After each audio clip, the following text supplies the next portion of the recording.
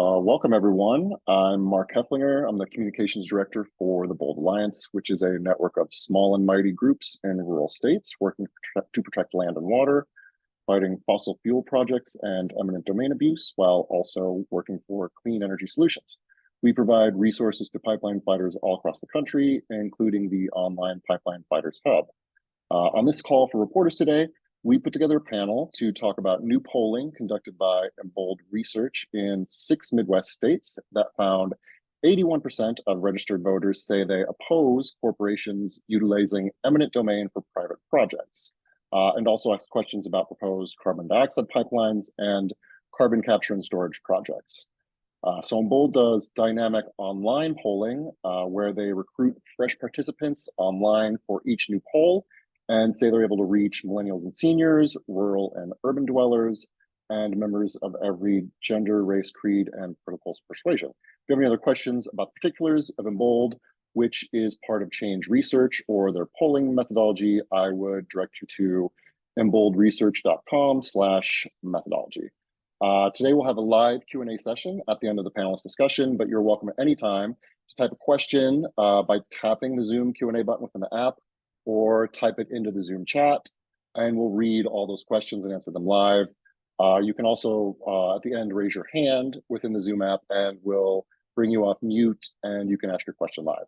I will post the names and affiliations of panelists in the chat with a link to the media advisory, as well as the press release. Now I'll introduce Emma Schmit, who is Bold Alliance's pipeline organizer. She lives in Iowa, where I first met her at a Bold organized protest against the Dakota Access Pipeline on an 80-year-old landowner's farm in her hometown.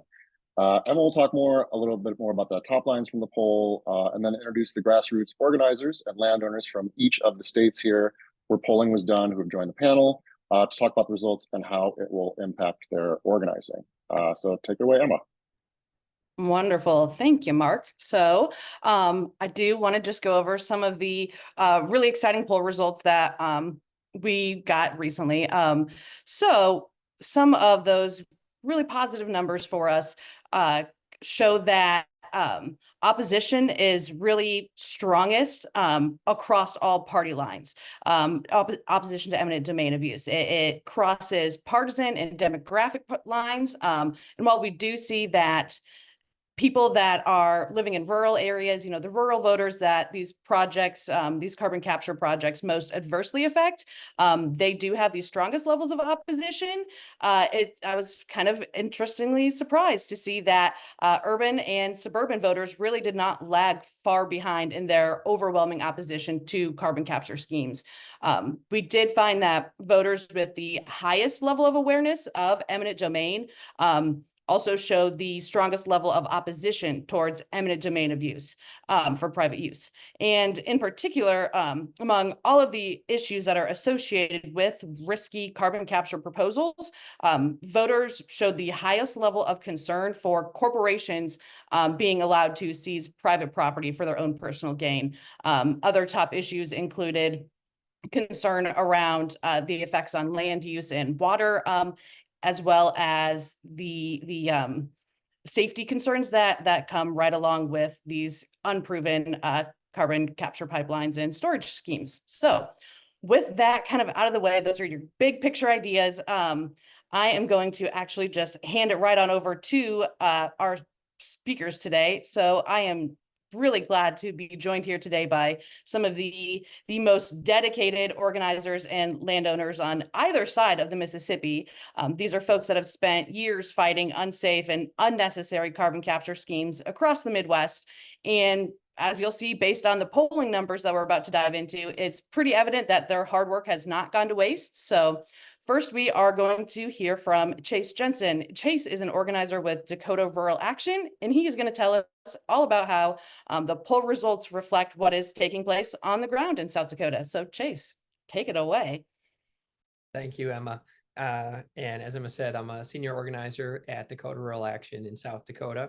I've been working on the carbon pipeline issue since the fall of 2021, when landowners here first began receiving letters from Summit, which in the very first communication threatened eminent domain. So this is a longstanding issue here And there's been a long time of grievances built up against the way this company has treated people.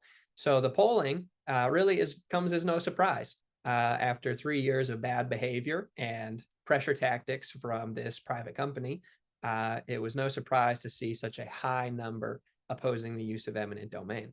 A quick note specific about South Dakota that you may have seen in the press release is that 65% of South Dakotans were found to oppose a new law that was passed by our legislature and successfully referred to the ballot in November by a group opposed to these projects. That is very remarkable and inspiring to us because this bill was intentionally mistitled as a landowner's Bill of Rights, although we know that it's truly a Summit Pipeline Bill of Rights. And the quick note to know about this really is that in the fall of 2023, Summit Carbon Solutions had their permit denied by the South Dakota Public Utilities Commission, and in a large part because they failed to even try to comply with local ordinances. And when the South Dakota Public Utilities Commission rightly said, we're not going to just throw out these laws that are not unreasonable, the permit was denied. And so in the following legislative session, 2024, Summit Carbon Solutions and legislative allies passed this bill, mistitled the Landowner Bill of Rights, which among some softball benefits to landowners, stripped county authority and majorly reduced their ability to regulate these projects, to remove that hurdle when they go back for another permit. And so the fact that we have the bill on the ballot now and 65% of South Dakotans opposed to what it would do speaks volumes to the way that that vote will go in November. And I will pause there and let it pass to the next state. Awesome. We will move over to Iowa, where Jess Mazour, who's with the Sierra Club Iowa chapter, is going to dive into things. So take it away, Jess. Thank you. My name is Jess Mazour. I'm the Conservation Program Coordinator for the Sierra Club Iowa chapter. I've been working with impacted landowners in Iowa for the last 3 years, and I can tell you firsthand in my dozens of trips to every nook and cranny across the state, the Iowans are overwhelmingly opposed to carbon pipelines. And the data from the poll backs up what we see firsthand. In Iowa, 80% of Iowans are opposed to eminent domain for private use. Summit likes to call us the vocal minority, but in reality, they're the vocal minority. They're acting like a bully who comes in to take what they want for their benefit, despite the cost to everyone else. Summit may have a very good and expensive PR department, but unlike Summit, the data doesn't lie. Iowans are saying loud and clear, no. Summit has been hiding its water usage because they know it could be the tipping point in our fight to stop their project. So just this year, we released our own water report on Summit's water usage. We uncovered that Summit will need 3.36 billion gallons of water annually from our deep bedrock aquifers. And our work paid off. The poll showed concerns over water usage for CCS escalated in Iowa. It comes in as the second top concern for Iowans, followed closely by safety issues. Lastly, the poll showed that the more people know about the project, the more likely they are to be opposed to the use of eminent domain. So in the last 3 weeks, we held 9 landowner opposition meetings in Summit's Phase 2 counties. Over 750 Iowans have attended, and word spreads fast in rural Iowa. Summit's path forward is meek because we are strong and we are growing. They may have more money and wealthy investors demanding this project on the backs of Iowans, but we have more people and we have morality on our side. Thank you. Amazing. Thank you, Jess. And one of those people we have on our side is Kim Junker. Kim is an Iowa landowner who was actually originally impacted by the Navigator carbon pipeline. But personally, this is my theory. I think she single-handedly scared them into canceling their project. So thank you, Kim. But unfortunately, Summit Carbon Solutions has picked up where Navigator left off, forcing Kim and her family to continue fighting to protect their community from these risky carbon pipelines. So Kim, tell us a little more. Well, thank you, Emma. Yes. Hello, everybody. My name is Kim Junker, and I am a landowner and a farmer, along with my husband in Butler and Grundy County, which is in north central Iowa. We are, like you said, affected landowners by Summit now. Used to be Navigator, and Summit's going to probably take over the Navigator route. So, and we're totally against this unconstitutional taking of private property for private gain. And we believe that the CO2 pipeline is a big scam. And the reason I say we think it's a big scam is because they wouldn't be building this pipeline if it wasn't for the massive tax credits and subsidies that the billions of dollars that they're looking to get for this pipeline project. We believe that CCS is, which is carbon capture and sequestration, is a unproven technology. Like somebody said recently, it's like they likened it to taking a measuring spoon and a measuring cup and going to the Great Lakes and scooping out a little bit at a time. That's what they likened it to. So also, we feel that carbon dioxide is the gas of life. Plants need it to survive. So we just feel like their whole explanation of that it's a greenhouse gas, we think, and that it's bad for us is just, it's totally a scam. We just don't feel like it doesn't hold water.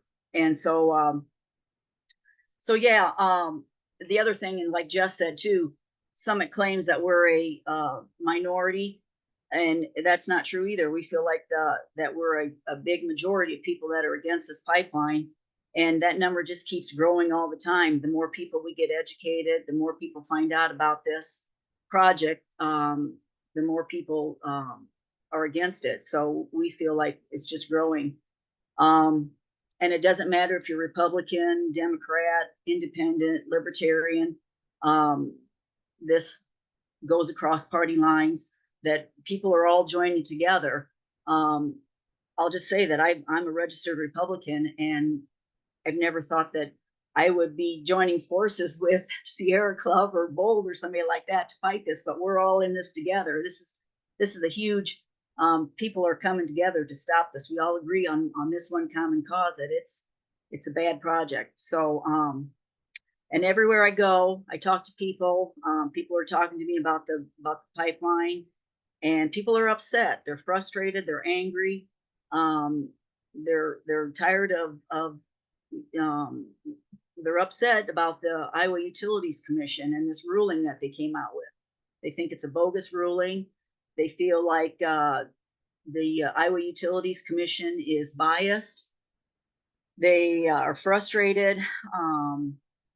And the reason they feel that way is because it's the Iowa Utilities Commission was put in place by Kim Reynolds, and she's been what do I want to say, not on the right side of this, and people are frustrated there too. So yeah, I guess I want to talk a little bit too about October 8th. There's something monumental coming up. It's there's going to be a court case. It's going to be a Hardin County landowner. Summit tried to survey his land, and he felt it was unconstitutional, so it's going to go to court. That's October 8th at this Iowa State Capitol. And there again, it's based on this is being unconstitutional, taking of private property. And we feel that we have a really strong case because in South Dakota, it was already proven that it's not a common carrier, this pipeline, and they should not receive eminent domain. And so that's what this court case is also based on. So yeah, I think we'll have a really good court case with this one coming up. So I hope I didn't forget anything, but let's just look here. My notes here. I think that pretty much sums it up. If I forgot anything, please remind me. So thank you. No, wonderful. Thank you, Kim. And yeah, like you said, I am excited that Iowa's going to be hopefully following in the heels of South Dakota and ruling on this survey issue with the Supreme Court in our favor, because I think that's the right way to do it. And like you also touched on, this really is an issue that isn't pitting, Democrat versus Republican. It's pitting right versus wrong. And we know that we're on the right side in this issue. And with that, I'm actually going to pass it over to Pam, who's the co-director of Eco Justice Collaborative, as well as a coordinator with Illinois's Coalition to Stop CO2 Pipelines. If you aren't aware, Pam has been a fundamental, absolutely fundamental part of stopping multiple carbon capture projects at this point. So she's going to show us how those successes are translated in these polling results. So please, Pam, take it away.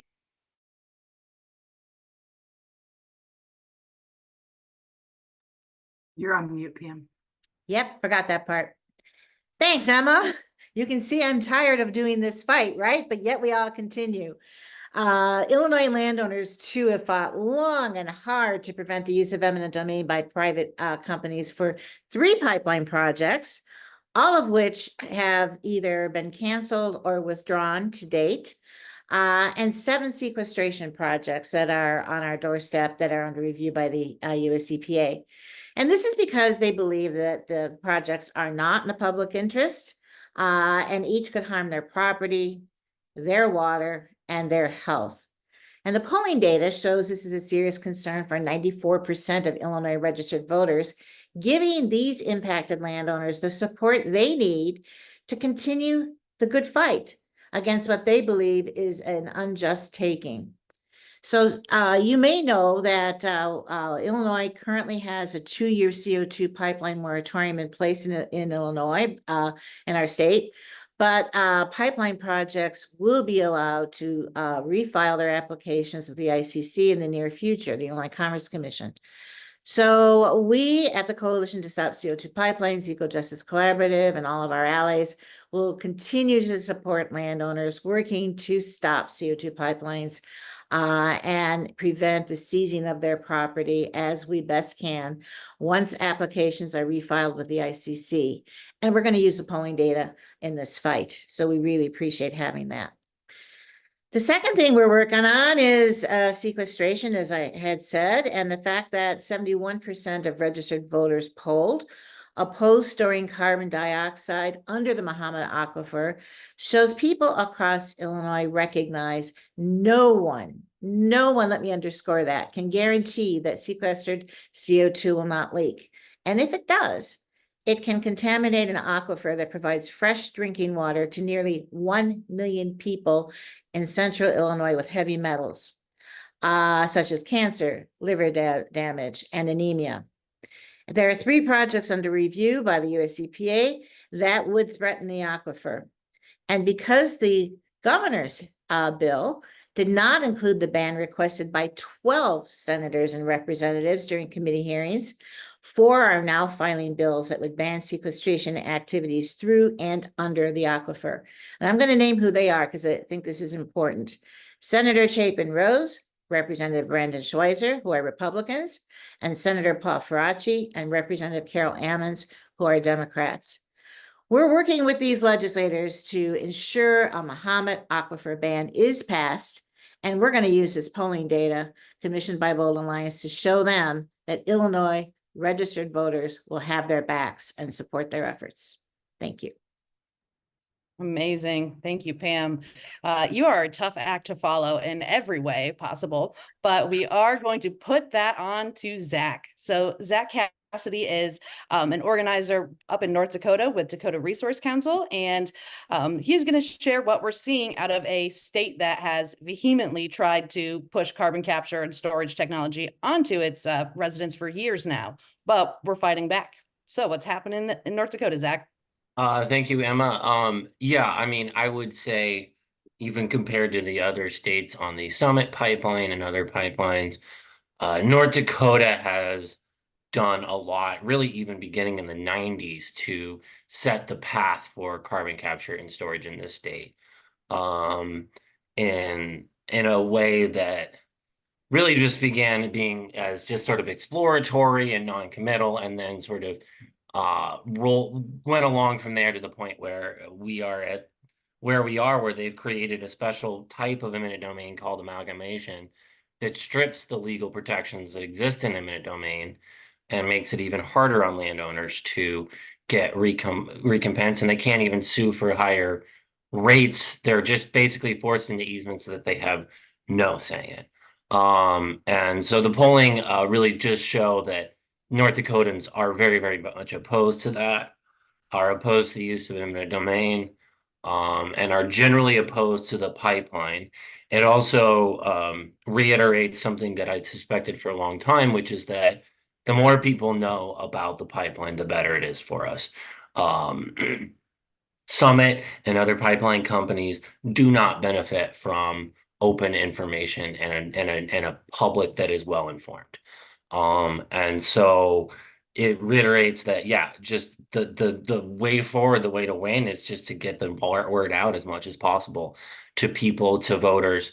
And I think I'm still deciding how I'm going to use the polling specifically. I think so where people are getting their information is definitely a part of, and I'll be looking into trying to get, for example, more television coverage here in North Dakota. So that will help my work. It'll also be good for next year's legislative session to just have these numbers and say, here's what your voters are actually saying. Because the fact of the matter is, here in North Dakota, most policymakers have supported this pipeline, but most voters have not. And so when there's a disconnect between that, especially as dramatic as it is, because we're talking overwhelming legislative support for this pipeline in North Dakota and overwhelming citizen opposing it. So I think that will be useful to show people next year at the Capitol, and still deciding on exactly how to use some of the other data, but it's great. It's a great source to have, and I think that it will inform my work in the coming months. Thank you, Zach. I am very excited to see what North Dakota gets up to. So I guess we'll wait and see. Next, we are going to hear from Shelli Meyer. Shelli is a landowner organizer with the Nebraska Easement team, and she is just going to walk us through some of the fairly impressive numbers, I thought, that kind of showed that the state is certainly not taking these dangerous pipelines just lying down. Yeah, thanks, Emma. Yes, Nebraska, 85%, that's a very large number that are opposed to eminent domain for private use here. That's an important number that we're going to be talking to our legislatures about as well, since we do not have any state legislation that helps the landowners and property eminent domain at all. We have to go to the county level, zoning and planning, and the commissioners and supervisors. So it's very difficult to try to handle all of that through all the different counties. But that number doesn't surprise me because, as you know, in Northeast Nebraska, we also are able to watch the Iowa news on our local networks. So we try to stay informed. We hear about it a lot on the news stations, so that we are very informed, like Zach was saying. The more people know about this and know their risks and issues, the better off we are. And the better it is for me to be able to discuss this with various landowners in the 9 counties that Summit wants to destroy. Thousands of acres that they want to destroy to get to 4 plants. The last one was Valero because of the Navigator acquisition for Poet and Valero plants. So now we have the extra counties again that thought they were free and clear after Navigator ended their run. Now we have another situation with Summit trying to go to that Valero plant. So it's a lot of ground going to be destroyed if we don't keep pushing and getting this through, so that we can keep opposing and keep working with landowners, answering questions here in Nebraska. Of course, as you probably know, Stanton County did deny Summit's conditional use permit. So we do have that. And Dakota County Planning and Zoning, they don't feel they need to do anything. You can look at the minutes. They're looking at North Dakota, South Dakota, and they're saying, well, they're not doing anything. So why should we open up the gate into Nebraska? So it's sitting there, and I treasure the decision from the South Dakota Supreme Court, because that clarifies what we've been saying for 3 years, that this is not for public use, it's not a common carrier, and it's for private gain only. And as most of you have already said, they wouldn't even be doing this project if it wasn't for the 45Q. So we're going to keep pushing, and we're going to keep promoting.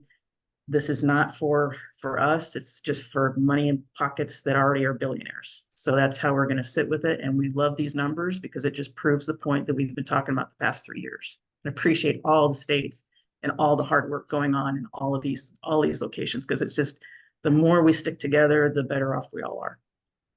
Thank you. Absolutely, Shelli. Thank you.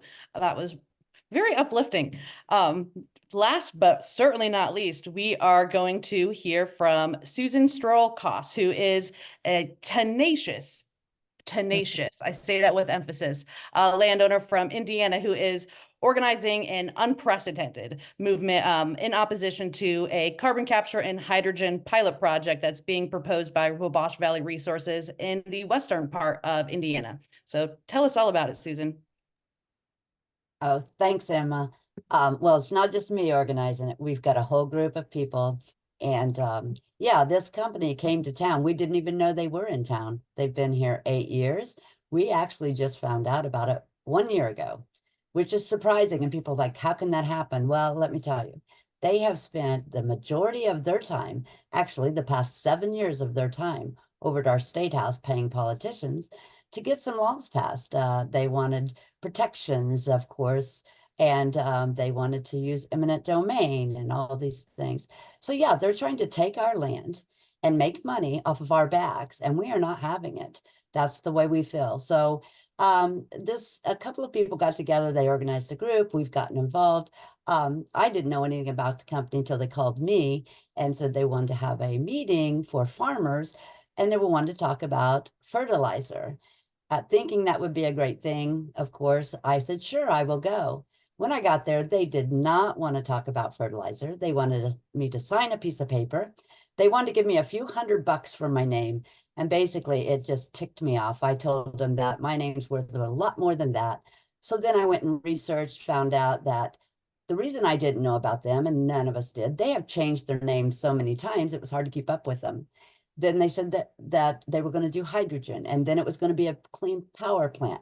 Basically, all they're wanting to do is to prove this technology at the risk of my community, and I'm not having it. They want 2 injection wells.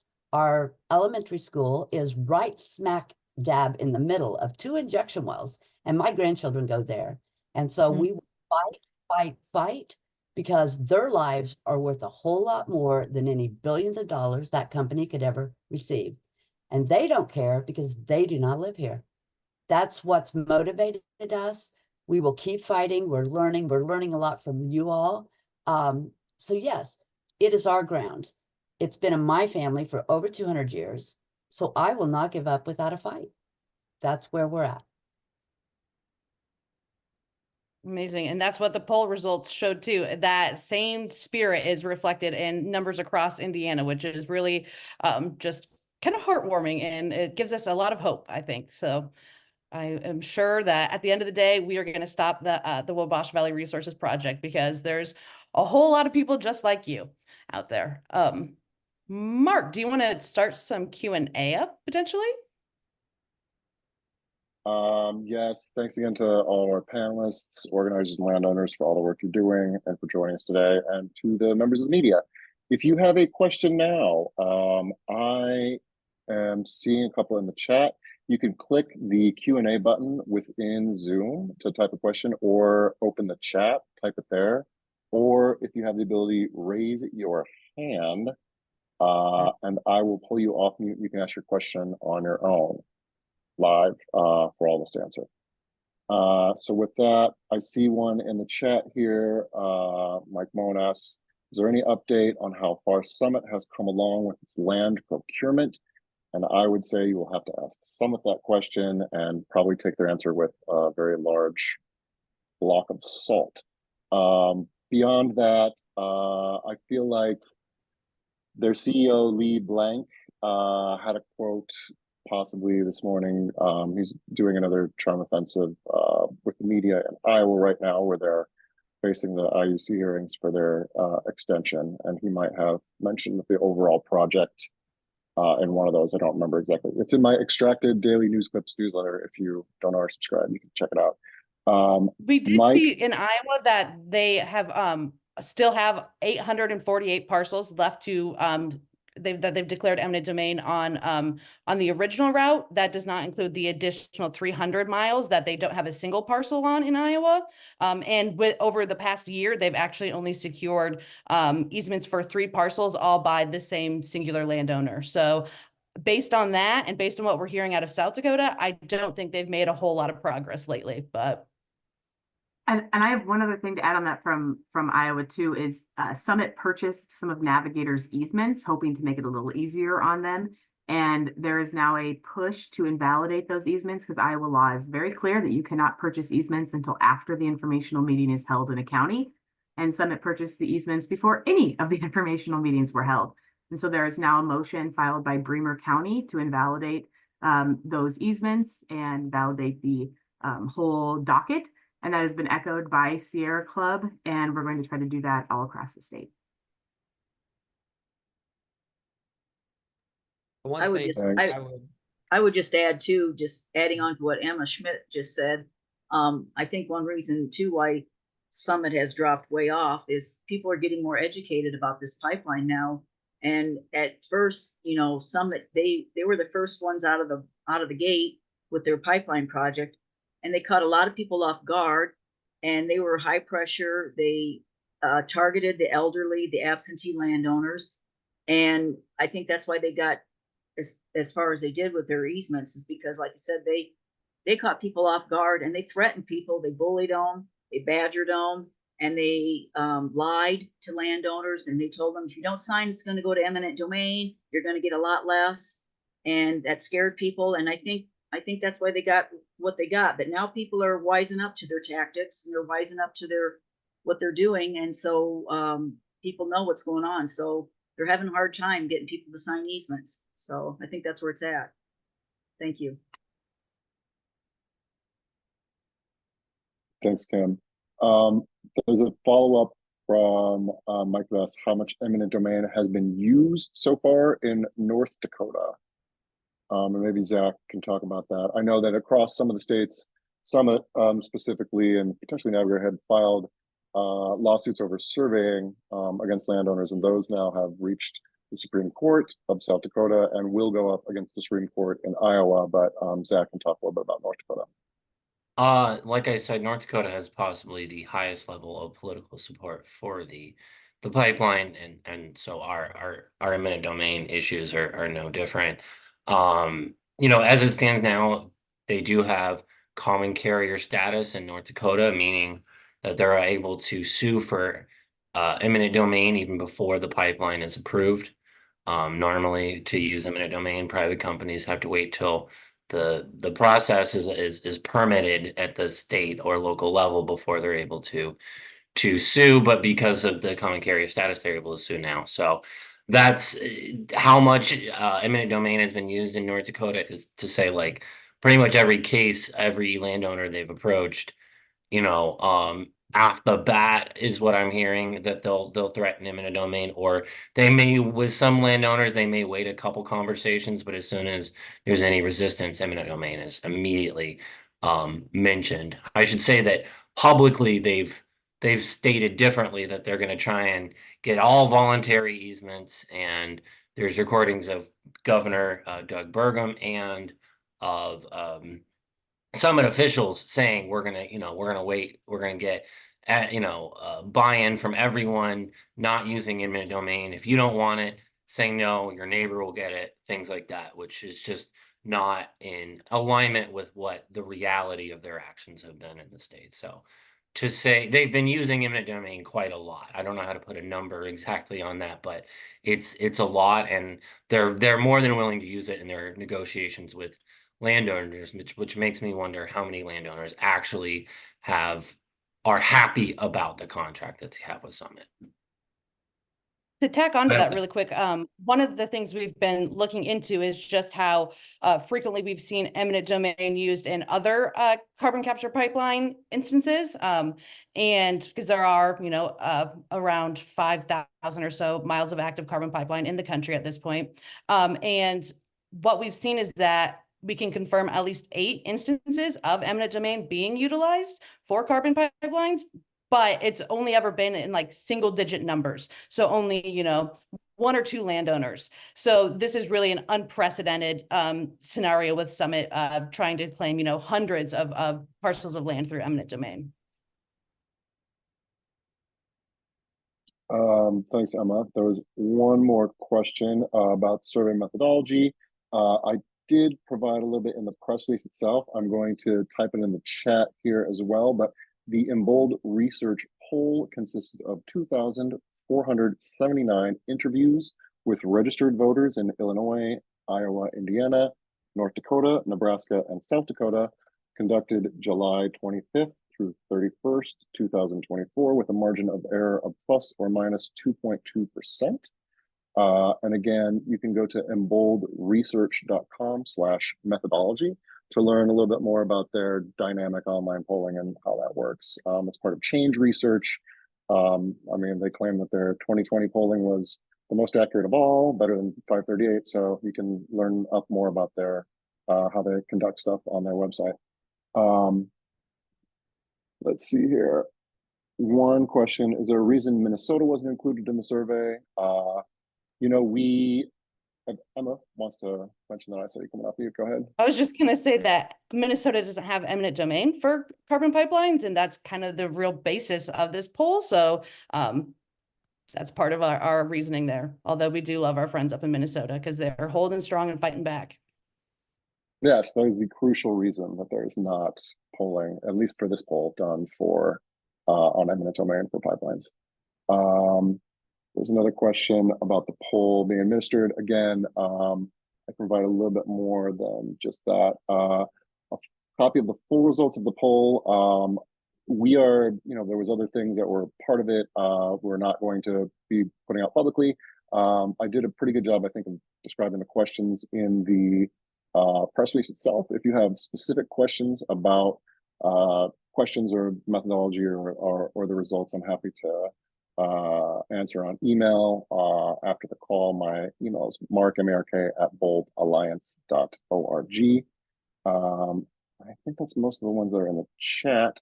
Going to the Q&A, question from Todd about the South Dakota Supreme Court, which ruled that Summit did not prove its case, which had gone up to the Supreme Court over years of arguments, that they were a common carrier. And so, yes, they now have remanded that after Summit failed to prove its case at the South Dakota Supreme Court during the arguments that were made, that they were a common carrier, or that CO2 was a commodity even. And they are now tasked with going back and proving that, which they did not do in the first instance. The question is, what information do you expect Summit to present to show it believes itself to be a common carrier? Again, that's probably a question for Summit, but for everyone here, I'll just pass it around. Why do you believe Summit is not a common carrier? So, Mark, open question. I can speak to that too, first here, from South Dakota. The first thing I would point out is that the laws in South Dakota are very lax. And so as we have now seen over a 3-year process, a company came in from not within the state, claimed they were a common carrier, threatened people with eminent domain, actually exercised eminent domain on 160 landowners before receiving a permit, which was then denied. The court cases, the condemnation suits, were not immediately dismissed by any existing legal mechanism in our state statutes. And then the Supreme Court ruled that the lower courts were out of order. They said it was an abuse of discretion by the lower courts in putting out the summary judgments that Summit qualifies as a common carrier. And so the first point that everybody should know about this is how ridiculous and insane it is that they have been able to do this for 3 years with the support, implicit or explicit, of our government officials when there was actually no legal standing to do it. That's a big takeaway I think is important. To speak directly to your question, I think that if Summit had clear, convincing, compelling arguments, proven through the contracts, the actual language of the contracts that they've signed with the ethanol plants, that they would have revealed it. They would not have gone to such great lengths to avoid it, even knowing that they would stand before the Supreme Court and not hand over information. If they were a common carrier, they would have just proven it, but I believe that they are not. I will also give the nuance to say, I don't think that South Dakota's common carrier standards are adequate. I don't think they define public use, public benefit in a way that is right for our people. But even with a low standard that's not even protective of our people, they still didn't qualify. And that has to do with things that are probably a little above me. I know enough to be dangerous, but it has to do with the ownership of the carbon dioxide if it transfers ownership from the ethanol plant to Summit Carbon.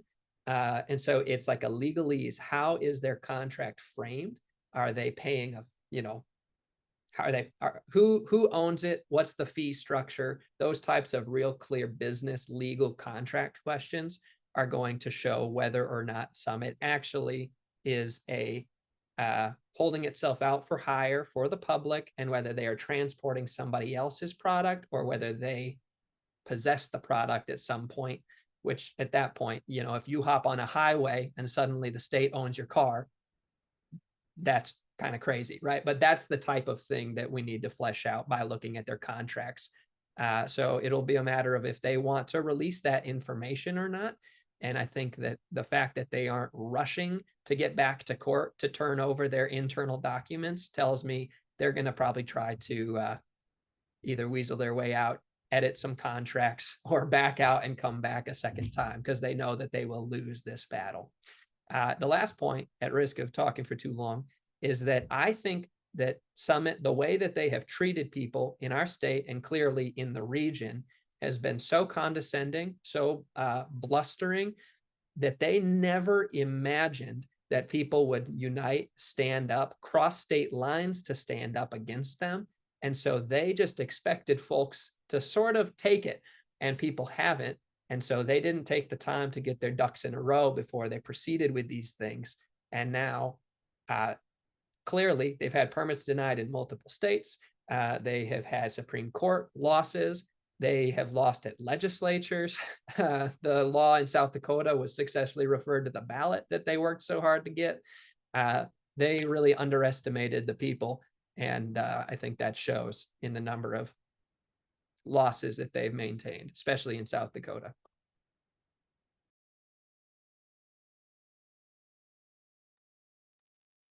I was That just was gonna, great, Chase. Go ahead, Jess. but Chase, you kind of took all of the words out of my mouth and you did it so eloquently. So thank you. But one thing that's when I'm talking to landowners trying to explain this common carrier thing, because it is complicated and most of us haven't heard about it until all this, it was thinking about it kind of like the railroads. The railroads own the infrastructure, the cars and the tracks, but they don't own the product that's being shipped. And until Summit can prove that, because as far as we know, Summit owns the pipeline, the capture equipment, the CO2, and the end use. And that makes them clearly not a common carrier, not a public use if they are, owning every part of the system. So it'll be interesting to see what they come back with. And I feel strongly that they're not a common carrier, and that's the case we've been making for the last 3 years. And they failed to prove it. Just to tack on, if I could say one more piece on this, we have said that this is a taxpayer subsidized waste system for years. And if you think even of just like your own garbage service, you're not retaining ownership of the garbage when it's picked up and brought to the dump. You can't go to the dump and say, that's my garbage, right? That's effectively what they're doing. They're trying to pick up garbage from the ethanol plants, transport it to permanent being stored underground. And the question is, does the ethanol plant really maintain ownership of the CO2? Or like, that's really at the core of this question. And it gets into public use, it gets into public benefit, but they're going to have a really hard time maintaining their case on this. And so I would look to them before they come back to the courts and try and argue in the current questions being asked.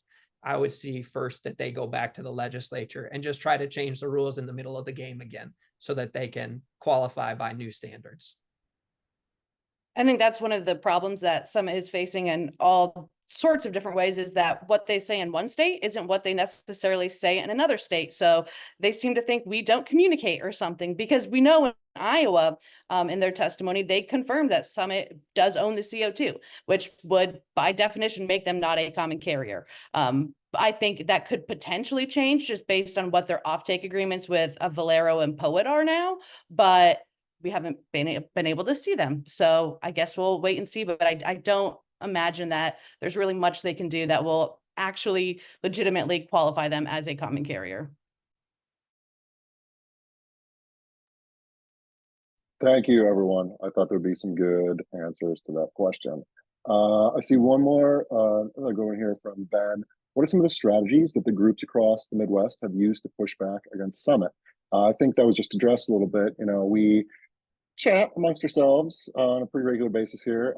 Bold has tried to be a organizing force for folks fighting CO2 pipelines and CCS infrastructure, as we have for oil and gas pipelines and continue to. And beyond that, these folks are organizing in their own organically with unlikely alliances they're building on their own in their own states. And at the state legislatures, at county boards. Someone else take it away. Tell me what you're doing, things I'm not mentioning.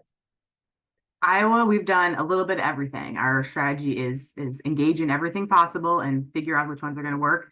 We have county ordinances. We've got 9 of them passed in impacted counties. We've got resolutions. I think we're up to over 14 of those. We got road crossing ordinances. We've got survey ordinances. At the legislative level, we've gotten a bill out of the Iowa House with, I believe it was 83 votes. We also have a landowner strategy where hundreds of landowners in Iowa have all hired the same attorney so that we're working together and splitting the costs. And then just a general organizing strategy of getting the word out through the media, through word of mouth on the ground with different landowners. But it's a little bit of everything, and we are willing to jump into it all. And that's what it's going to take to stop this thing. Similar in North Dakota, a little bit of everything has been tried.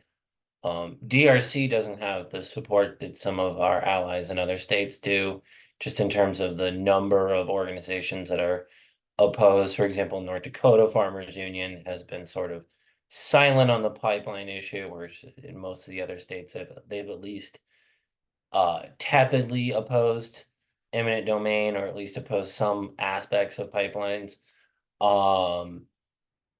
We just don't have that level of support here. It's us and Northwest Landowners Association, so that's limited what we can do in terms of, we would have liked to try to do like a ballot initiative or get people to vote on some of the, like South Dakota voters are going to be able to vote on some of the legislation that was passed.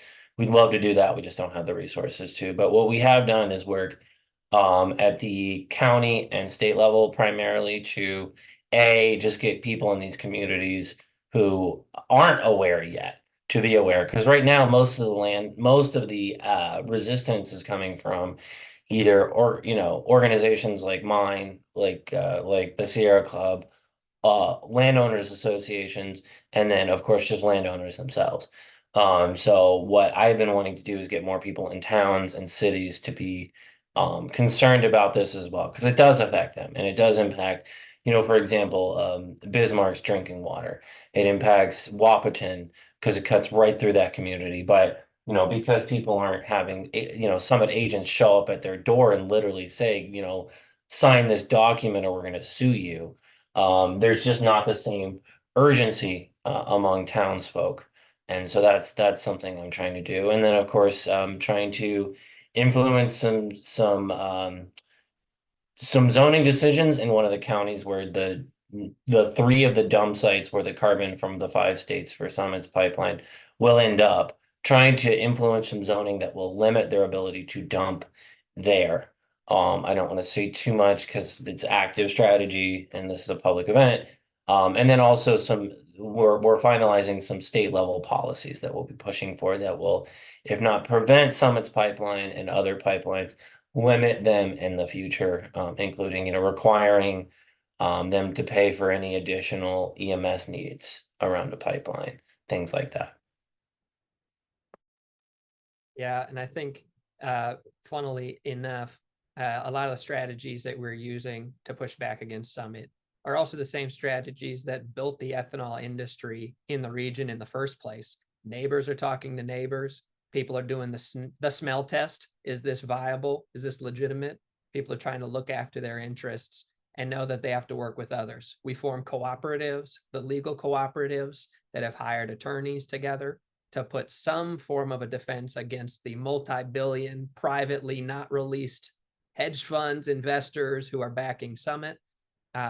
And, you know, the ethanol industry was a cooperative industry at the beginning, where people came together to benefit themselves. And now, unfortunately, lots of that has become privatized, and they're having to form legal cooperatives to fight the overreach of the industry now. So, you know, there's maybe some mastermind strategy, but also you just talk to people. Like we've said, the more people know about this, our noses still work in South Dakota, and it doesn't pass the smell test. And so really just more people know about it on a surface level, the more people push back naturally. Yeah, I'll just add to that too and say that I think everybody can do a small part, just all of us collectively together. Nobody's too small to do anything. And that's kind of where I feel like everybody in your little community, in your neck of the woods, and your neighbors, if you just talk to your neighbors and get that word out, I firmly believe that everybody has the ability to do something, whether it's write a letter or organize a meeting or call your neighbors or text a group of people. And in my community, that's I firmly believe that's how we got Navigator stopped. Is we had rallies and I painted semi trailers and parked them out in the county and got the word out and got people aware, and we had a rally with one of our semis, and the people in Butler County, we came together, and as soon as we found out that they were out surveying, you know, I sent out a mass text to everybody and let them know, hey, the surveyors are out there, you know, be aware of it. And I said, spread the word, and they'd let their neighbors know. And I mean, it just snowballed from there. And I mean, it kept Navigator from getting easement signed in our community. And I think the word spread, and it didn't take long, and Navigator was pulling out. They couldn't get easement signed. And so I think any little thing that somebody can do, no matter what, how small it is. I mean, it's just, you just got to do something. You can't just sit around, and don't think that you can't do anything, that you're too small, that you have to do something. So I think that's what it takes. And then that'll just snowball. Other people will catch on and be aware. And I think that's what it takes. I think that's why we've been so successful now. Everybody doing their small part. Exactly. We know the secret weapon kind of is to stopping a pipeline is no matter how much money a corporation has, when people stick together, we can stop them. And we are seeing that in every one of these states. It's really the landowners and the communities coming together in opposition and not backing down. That is, has and is going to continue to stop these pipelines. I agree. Us out here, we're a very, very small community, but I tell you what, we've been spreading the word. We've had monthly meetings just to keep everybody informed what's going on. We just had a big writing of a letter writing thing that we've been sending to our federal government, to our state government. We want people in the city who feel that they're untouched by this. They're not. If this gets into our aquifer, we're all sunk. That's what we tell them, because the thing of it is, it will affect them. And if they can take our ground, they can take your ground. Where does it stop?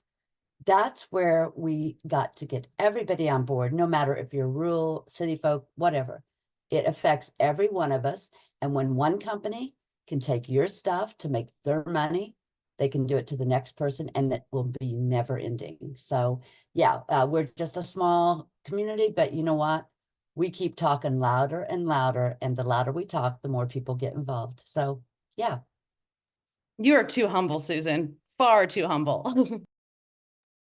And I just wanted to highlight, I put in the chat, just some folks have talked about easement teams and landowners legal co-ops. Bold kind of pioneered this, not to toot our own horns, but on the Keystone XL fight with the Nebraska Easement Action Team of landowners who were quote unquote holdouts and stood together, hired the same attorney, Omaha-based Donald Law Group, which is with Brian Jordy, the attorney for a lot of landowners across all of these states. And we currently have easement teams operating: the South Dakota Easement Team, North Dakota Easement Team, Iowa Easement Team, Nebraska Easement Action Team, possibly some more to be launched shortly here. So these are landowners who are pooling monetary resources to help pay for legal representation Surveyors will get off your backs if you join an easement team and say, we have an attorney now.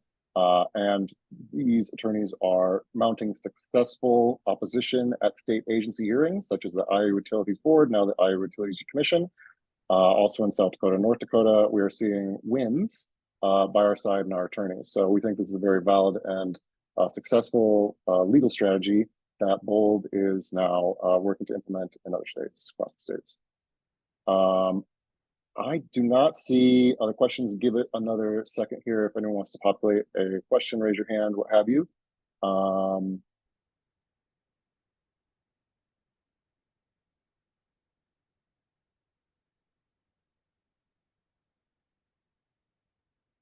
Not hearing any other questions. I don't think anyone else has any burning things to add. Give that a second as well. Well, thanks everyone for joining us. Appreciate you. If you have any questions that were not answered here or something about specific about the poll, you can email me, Mark, M-A-R-K, @boldalliance.org.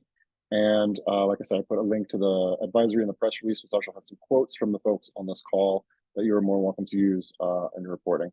Thanks again for joining us. There will be a recording of this placed on the Bold, Nebraska YouTube channel, which you can subscribe to and get lots of regulatory hearings and great content like this. So thanks again for joining us and have a great day. Thank you.